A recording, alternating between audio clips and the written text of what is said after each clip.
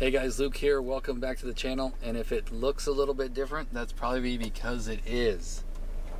I am not in my Hellcat anymore. And somebody is trying to do something here. Some burnouts maybe? Okay.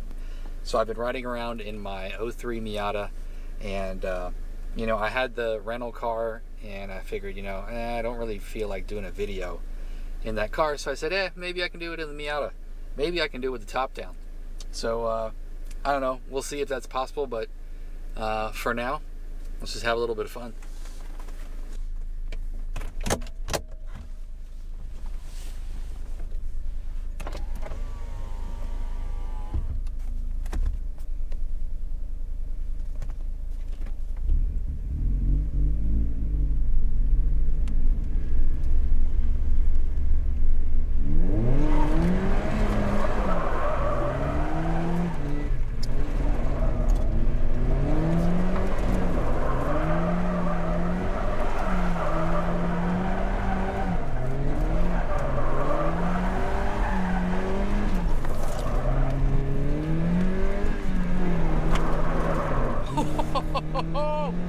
Woo!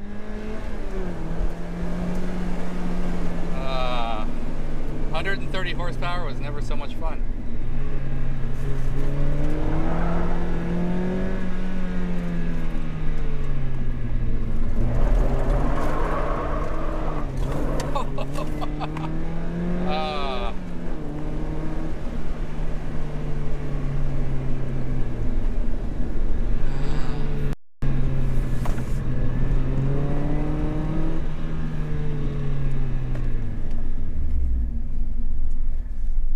All right, tell you what, the Hellcat's fun, but that's a totally different rush. All right, for those of you guys who are just swinging into the channel for the first time, I do videos on car buying advice and my 2018 Charger Hellcat, and I do live streams for question and answer because I work for a local Dodge dealer and I have a lot of insight on the car buying world. So if you want to just give the thumbs up button a smash, hit that subscribe button. Hope you guys enjoy the video. So for those of you who care, I'll just maybe make this little bit. This is a 2003 Mazda Miata, or MX-5, and I picked it up. It only had 65,000 miles on it, and it's a 6-speed. They called it an LS trim. Now, not LS for the LS swap that everybody does. It was just a trim level, kind of like a high-end. It's got power locks, power windows, Bose radio, limited slip differential, and the 6-speed. So for 2003, it was a pretty nice little ride. And so far what I've done to it is put on some BC Racing coilovers, and I added the Tupperware kit, which they call it Tupperware, but it's just basically little ground effects that came from the factory, but just not on this version. And then I paint matched it. It's called Midnight Blue Mica, so I do have a thing for blue cars. I always wanted a little blue Miata. I had a red one before that was a 1995 NA, which was the first gen with the pop-ups, and it was a fun little car, but it was, you know, it didn't have nothing in it, and it had 100 and the odometer stopped at 180,000 miles. So you know, who knows? Once I got over a few little things, like I think I had an alternator that went bad. It kind of left me stranded a few times. My hair is going to be terrible for this thing. It ran good though. I mean, it ran strong. It started up every time, so it was really reliable once I got it going. But I sold that car because we were having another baby, and I was building it to drift and, you know, do dumb shit. And my wife was, you know, kind of like, I don't know, you know, why you need another car right now, and we don't have nothing for the new baby because we were having a different sex. So I agreed to sell the car until the baby was here. Well, about a month later, now I had bought a whole nother car with a turbo kit and everything ready to put on, and I had to transfer the LSD and transmission and a whole bunch of other stuff I was going to be swapping over from this other car. Well, I sold all that stuff, and I basically had about $5 grand sitting there, and my buddy who left my job that I worked with, he was out and about, and he's like, "You'll never know what I'm looking at right now." And I said, "Please don't tell me it's a low mileage blue NB Miata." And here we are. And it was literally in my own hometown and never left my hometown. Now, if you've ever looked around for an old car like these that are getting popular, not only is it hard to find one that hasn't been molested, but finding one in a decent condition, and then finding one that was bought in your hometown and never left your hometown. When I say this was literally the grandma's like car that she drove to church, this was it. It had been garaged its whole entire life, and driven by older people. They just, you know, they would migrate down to Florida from up north and want a little convertible. That's why I didn't get driven that much, because the ladies stopped wanting to drive stick, and then the neighbor bought it, and they stopped wanting to buy drive stick, and then I got it. So it's in great shape, and it runs great. Like I said, it's only got 65,000 miles on it, and it's a freaking blast. It really is. It's totally different. If you've never driven one, you know, you say, "Oh, Miata's a girl car, a chick car." They're an absolute blast, just like what I did back there.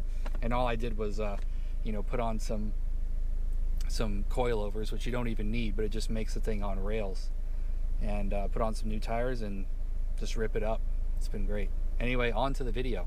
I'll tell you what, I think I'm just going to talk a little bit about my car history.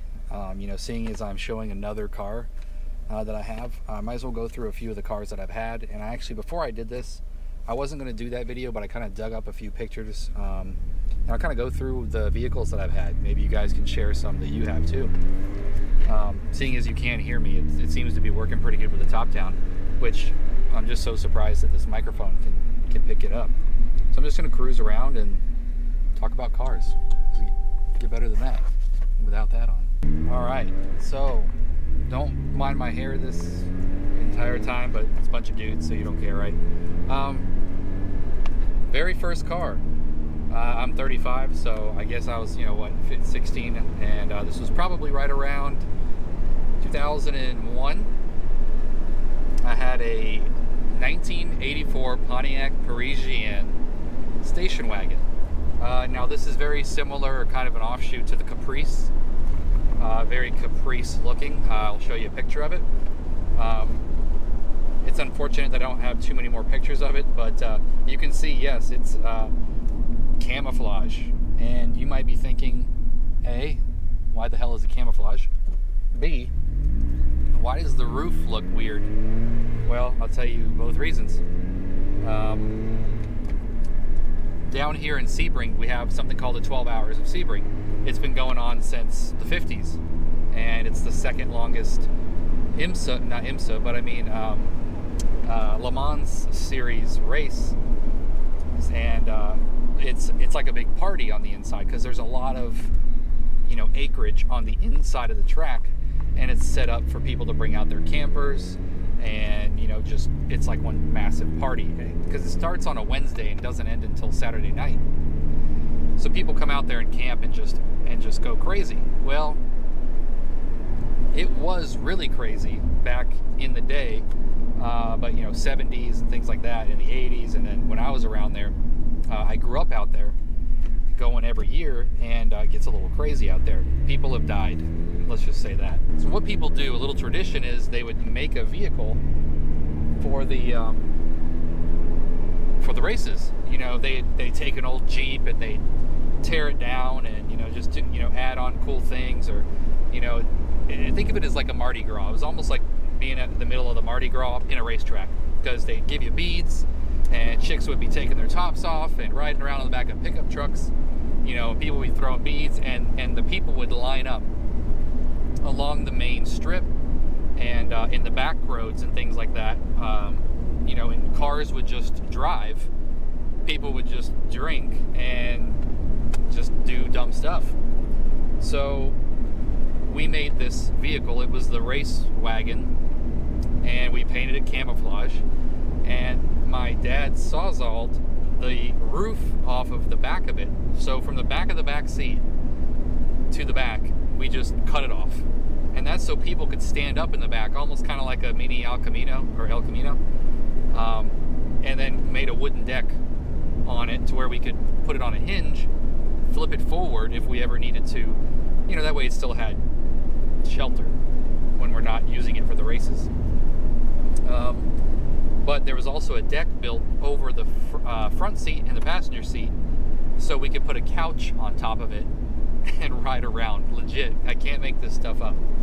So that actually ended up being my first car, and I drove it to high school. Yes, I actually drove that car to high school, and I had a friend come with me the first day, and he actually hid in the passenger footwell when we were pulling into school because he didn't want to be seen. So anyway, I've got a lot of cool memories in that car. I probably drove it for about a year and a half, maybe 2 years. You know, drove to my first job in it, you know, everything. It had a 305 in it, so it was actually kind of funny because, you know, all my friends were getting economy cars and stuff like that, and I'd be able to smoke them in this camouflage station wagon with the roof cut off the back. So that was kind of fun. And you know, I cut off the muffler and put on a Flowmaster, and then at one time I had a cherry bomb on there. Back then they were called cherry bombs, little glass pack, and would just I had, you know, 212s in the back, and it was a nut show. So anyway, skipping on, after that, one of the other war wagons for the race mobiles was a 1978, I think it was a 78 Volkswagen Beetle, and that's actually what I learned stick on. And that thing was a piece of junk. It ran fine, but the generator was bad, I guess. So I literally carried around an extension cable and a battery charger and plugged in. So it wasn't a hybrid, but I basically plugged it in whenever I went to a friend's house to make sure that I was going to be able to leave. Let's just say I got really good at kick-starting the car. Yeah, so that's what I learned stick on. So, you know, like I said, I didn't really come from much, and I've worked really hard for everything that I have. And I've been there to the crappiest of the crappy cars. You know, I didn't have air conditioning until I was about 20, 21. So what was the next one? After that, I think I finally got my quote-unquote most decent car. And unfortunately, I don't have a picture of the last two cars or my Camaro. I know I got a picture of the Camaro, but I don't know where it was. So this was a 1990 Chevy Camaro, and it was the RS, I think they called it. So it was also a 5-liter. It wasn't the SS, but it was a manual transmission, and it was still fun. I mean, having a larger, you know, let's just say V8 stick in a 2-door, it was a fun little car. And you know, I got stupid with it, and, you know, doing donuts and burnouts and all kinds of fun stuff. And I went through a few transmissions in it. Now I don't know if it's just because they were old, but come to find out, we were putting in, I wasn't, the guy who was replacing the transmission was putting in, I can't remember now, don't quote me, I'm not a Chevy guy, it's been a while, but he was putting in gear oil, and I think that they only required automatic transmission fluid. Even though it wasn't an automatic, there's some that are like that. So I think we were burning them up by putting in the wrong fluid. So anyway, after about the second transmission, I was like, all right, I'm selling this thing. And then I got a Eagle Talon Turbo all-wheel drive. So they call it an Eagle Talon TSI AWD, and that thing was fun. That was my first taste of performance car, I guess you could say. This was when, you know, it was still Daimler, Chrysler, and then Mitsubishi came together for a while to make the cars, kind of like the Laser, same car, and the Eclipse, and the Daytona. Oh shoot, I totally forgot about my Daytona. The Eagle Talon Turbo all-wheel drive was basically like a modern-day Evo. So you put a little boost controller on it, turn up the boost, and the thing would just rip. The only thing is, back then with those cars, again, it was a 1990, it was not so reliable. You know, the people that had it before me, you know, probably didn't take great care of it, you know, and then it was just getting old, and I kept having a rear main seal leak. So I ended up replacing the clutch because at first we just thought the clutch was bad. And I guess the Shady Tree mechanic who did it didn't notice or something that the rear main was leaking. I don't know. Anyway, so it ended up slipping again like a month later or less. And I'm like, what the heck? So they tore it back apart, realized that the rear main was leaking. So of course, when you get oil on clutch discs, you're pretty much screwed. There's no getting it out. So I had to put another clutch in it. And as I finally get the thing back together, I put on new tires, new clutch. You know, I've got the rear main seal fixed. You know, I did some other maintenance things on it. It's ready to rip. I literally drive it away from the shop because I took it to a reputable shop that works on imports this time. And it was raining. No big deal, right? I got all-wheel drive. But, you know, it's been a long time since I've driven it, and I'm ready to rip it up. So I'm going down the highway, and this Honda, you know, Civic or whatever Honda with a fart pipe downshifts next to me and tries me. And I was like, perfect. No problem. I'll eat you up. So I downshift in a second and punch it. And I mean, I just completely, because, you know, he punched it and started to creep up on me a little bit. Well, okay, these guys are walking their dogs with leashes on a golf cart. And there's like 3 of them. Okay, maybe you can see that. I don't know if you can see that. All right, welcome to Florida. I downshift into second, and I completely just start roasting them, and I'm having a great time. Didn't lose traction, and I go to do the watt shift to third, and I don't know to this day if I actually missed a gear or if I just let out too soon, but it did not make it in, and there was a whole lot of whiz, bang, and pop going on, and it over-revved and ended up disintegrating the flywheel, and it went through the block and just took off a whole chunk of the block where the thermostat is. So engine was toast. So I, of course, had to sell the car for barely nothing. I skipped over the Daytona that I had, but nothing too much to mention there. It's when I first started actually in the Dodge world. It didn't start off to a great start. It was a Dodge Daytona. I think it was a 1987, if not mistaken. 87 or 88. I think it was an 87. Could be 89. It's been a while. Red. Paint was fading. It was $700, and the turbo was blown. Now, I didn't know the turbo was blown because I didn't know anything about turbos or anything back then, but my buddy found out when I bought it. He's like, dude, this thing should be way faster than the turbo. It's not even spooling up. And I said, okay, well, what do we do about that? He's like, oh no, you need to keep this thing because it's sweet and these things can be fast and all this kind of good stuff. And I said, $700, well, why not? Sure, I can put another turbo on it. Well, the person who sold me the car actually said, hey, sorry, you know, we just kind of fixed it up, saw that it ran, figured if somebody needed a ride, we'd sell it. We'll give you your money back. The guys actually were going to give me my money back. And what do?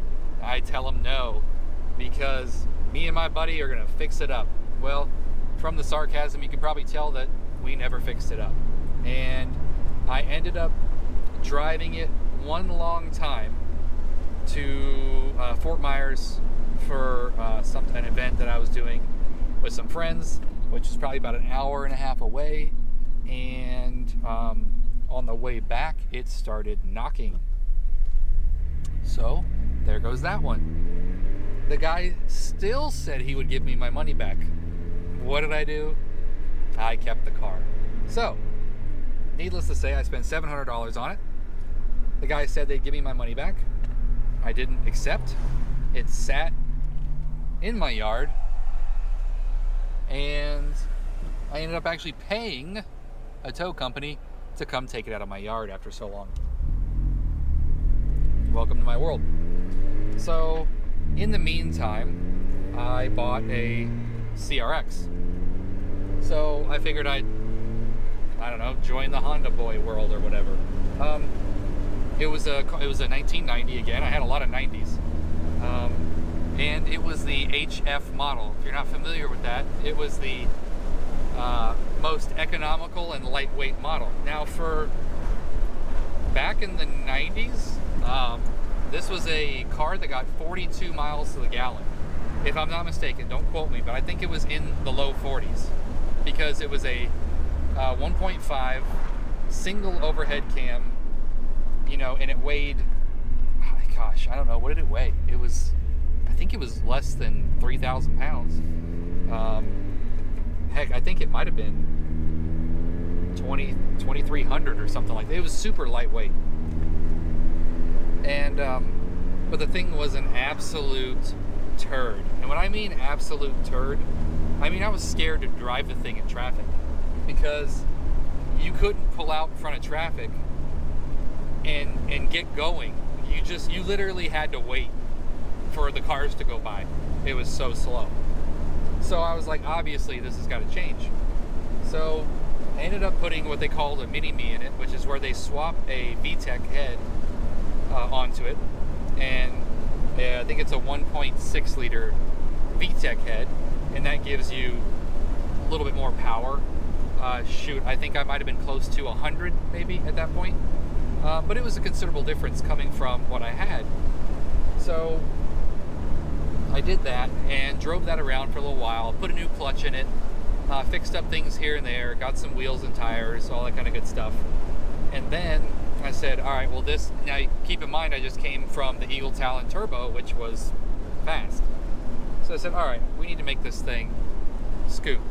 So actually ended up getting an actual LS swap, which is an Integra engine, which is B18B. You could get the B16 pistons and put them in there, which have a higher dome and bumps up the compression, because the B16 was a VTEC engine. So we did that. So I had a nice low end, but I had the pistons in there to give it some more compression. And we redid the whole engine, you know, new rings, new pistons, new rods. I found a junkyard engine for like 200 bucks and then just basically redid the whole thing. You know, painted it up real nice, silver and red, and just did a really nice job on it. Then, now we're talking. It scooted. It was pretty fun. Now, keep in mind, scooting for that was probably like a maybe mid 14-second car, but for an all naturally aspirated little Honda CR-X, it was pretty quick. And it would still get easily, you know, I could beat the heck out of that thing all day, every day, and still get 30 miles to the gallon. And it was reliable. I mean, it would crank up every time. So after that, I ended up putting on a dry shot of nitrous, and it was about a 50 shot, if I wasn't mistaken.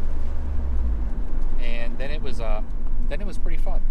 I ended up getting some BFG Goodrich, gosh, what are the tires that you put on the SRT4? I can't remember what they're called.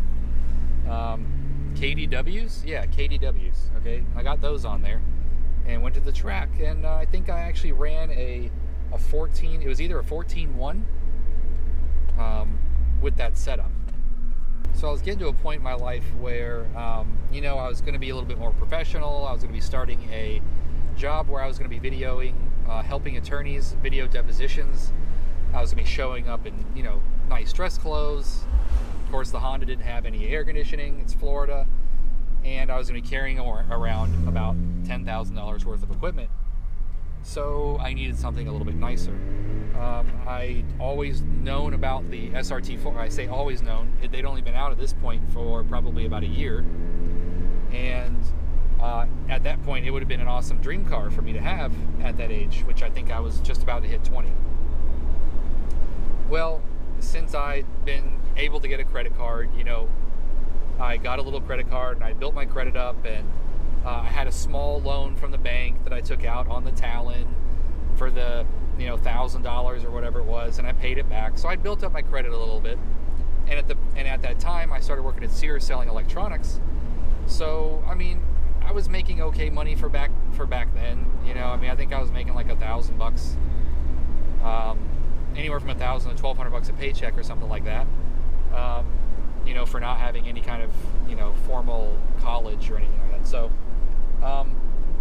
I figured, you know, well, what the heck? Let me see if I can somehow work out getting an SRT4. And I went to the dealership, the Dodge dealership actually that I work at now, back then, and I quoted a brand new one. And it was going to be high for me. I think it was about $420, $430 a month. And that wouldn't have been so bad. But the insurance, again, younger, that was a hot car back then, was going to be way too much. It was, the insurance was going to be $350 a month. And then my payment being $430 or $420. I mean, that's ridiculous. I'd be paying more than I could buy a house for that much money, right?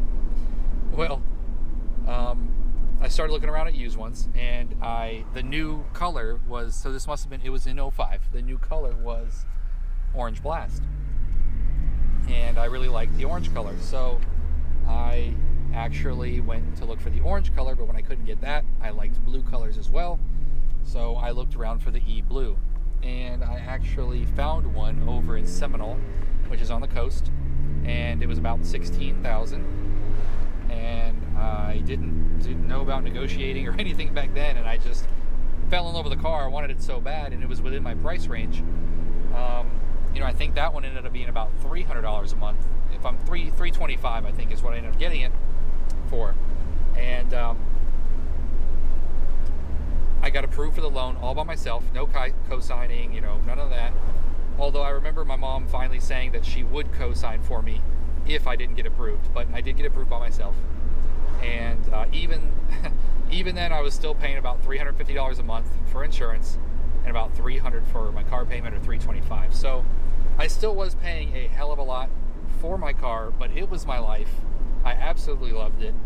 I was in the whole scene. I went to neon meets, you know, and I went out of town and had the thing worked on, and it was just so much fun to have that car. I had that car for a decade, and I could do a whole video on that car, but you know, you can go back and look on my YouTube and see videos on my cars, and there's a lot on that SRT4.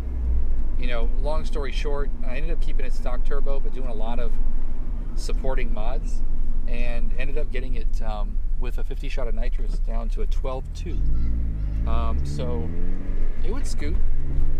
You know, and that was with not even tuned. It was like a map clamp, which if you're not even familiar with that, it's just a stupid little potentiometer type thing that would trick the computer into thinking there was more or less boost, thus adjusting the fuel map. So, and that's what I did running a 12.2. So if I actually had a tune and had my two-step installed at that point, it was an easy 11-second car. So, you know, keeping up with the Scat Pack, basically. And that's what was so great about that car, is it would smoke so many V8s. It was fun. It was fun. So anyway, after that car, moving into the last, you know, probably 5 years of my life here. I had that car for so long, you know, I'm a tech guy. I wanted to have some of the new technology, and you know, I just wanted something new. It'd been 10 years. So, you know, I had 123,000 miles on it or something like that. And I ended up getting, I got married, and I knew I was going to be starting a family soon. We were going to be planning that. So I decided to just get something reliable and not fast, but still looked half decent. So that's where the Dart came in. And I'll show you some pictures of the Dart. And it was actually a pretty sporty looking car. It had the factory lip kit. You could actually buy a little lip kit from Mopar for it. It was a front lip, side skirts, and a rear valance or a diffuser. So I went ahead and put all that on there, and then it actually ended up looking like a pretty decent little ride. You know, I got it in the orange color, and I think that was called header orange. Not Hemi orange, but header orange. And, you know, I drove it around for a little while, about a year and a half. You know, it was a great little car. Super reliable.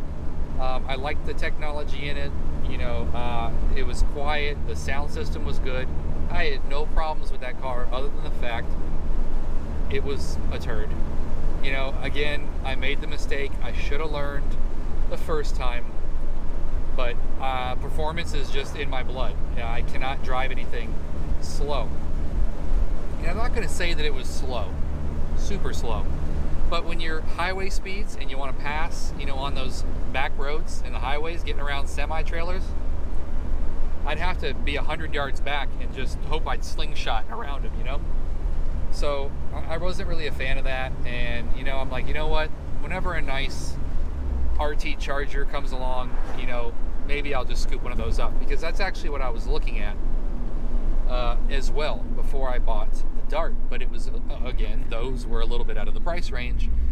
They were in the, you know, mid 30s, and this Dart fully loaded with everything under the sun was, you know, 25. All right, so anyway, I said, you know, when the next RT Charger comes in, I'll just see how much I can get it for. And there was a nice RT, pretty much fully loaded. It was a Road and Track edition, and came in low mileage for the year. It was a 2011 with only 40,000 miles on it, and it was 2016 when I bought it. And I only got it for like 20 grand. So, you know, I took my losses on the Dart, which was a lot. And, you know, went ahead and got the Charger, and I was good. You know, it was a nice car, had some pep. I could actually pull out in front of traffic and feel confident again.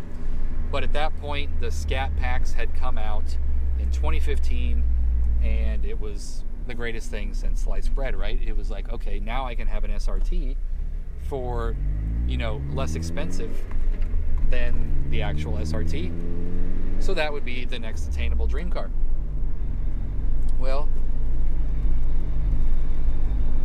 one day came along where I said, hey, to my manager, I said, can I order my dream car for the lot just so I can look at it, you know, pretty much, you know, and it would be a hot car to have on the lot, you know, I'm sure somebody would buy it. And he's like, sure, why not? So I ordered my Scat Pack exactly the way that I wanted it. And let me tell you what, I ordered it in Go Mango, which you can see my previous, you know, my previous video about it. And basically it's Go Mango, and has, you know, the tech package, the Alcantara, you know, I basically got everything you could get on it except for a sunroof. And when it came off the truck, I'd actually never seen Go Mango, and especially on one of those cars. That's all I had to do. When it came off the truck, I was like, oh my gosh, this thing is gorgeous. And I had to make it mine somehow. So, you know, that's our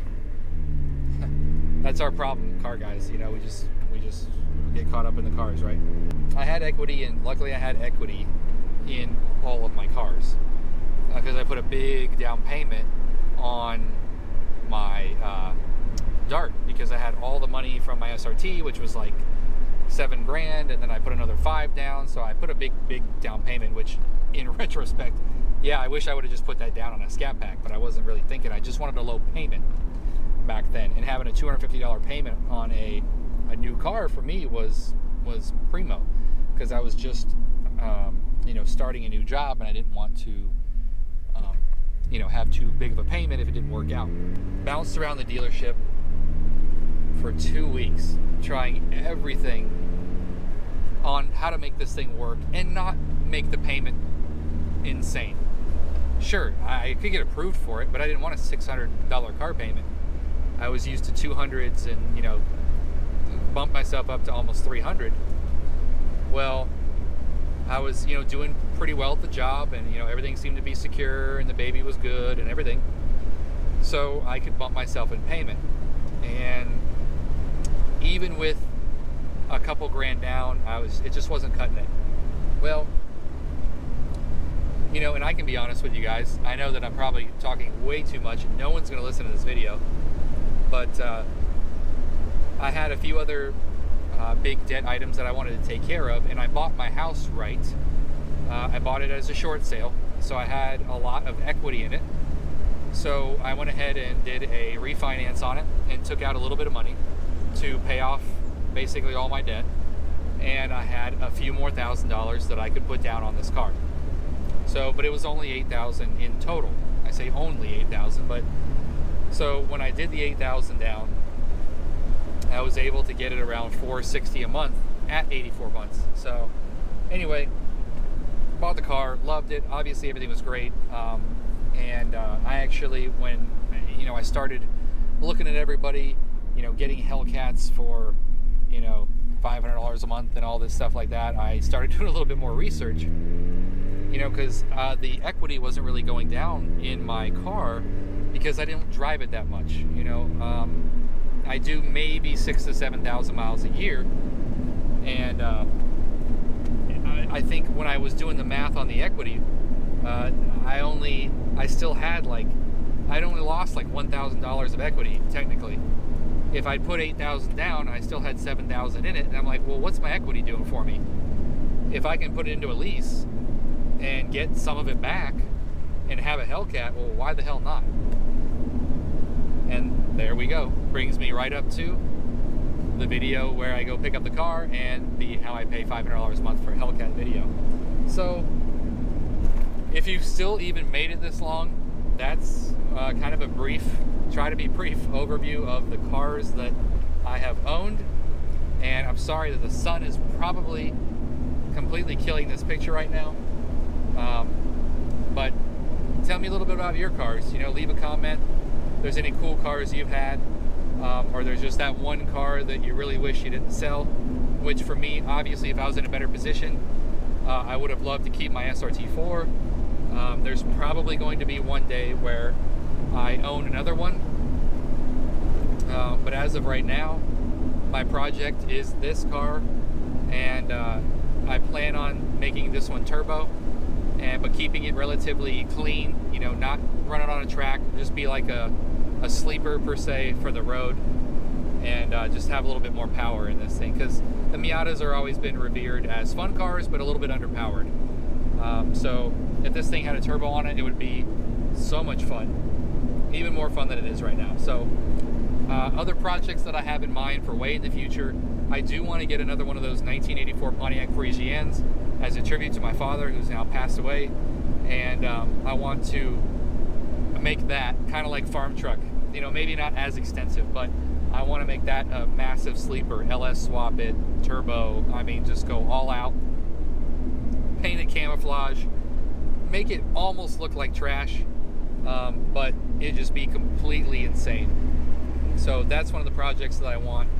And then I'll probably have another Miata specifically for the track to drive for SCCA, or we have a local track event here called Chin Motorsports, and they basically just, you know, you get out there and you drive on the 12 hours of Sebring. I might as well take advantage of the racetrack that's right here in my backyard, which I've never really been able to do. So anyway, guys, I hope you enjoyed the video. If you've made it this far, I do videos on my 2018 Charger Hellcat, and I do car buying advice. So you know, go check out my other videos if you need some tips and if you need some tips and tricks on you know, navigating the car industry. And I do live streams of the current residuals from Chrysler Capital. If you're looking to lease a Hellcat, you know, or whatever, you can always ask me what you're looking for. So thanks for watching. Make sure to hit that subscribe button and turn on the notifications so you can check out all my other videos. And until then, I'll see you on the next one, and I'll see if I can drift this corner one more time. And let me know what you guys think about the Miata, and if you want to see videos on anything that I do with it. You know, if I go to put on the turbo kit, or if I end up doing, you know, getting wheels and things like that. If you want to see what's going on with the Miata, drop a comment. Or if you don't give a crap, drop a comment. That way I don't waste any video time.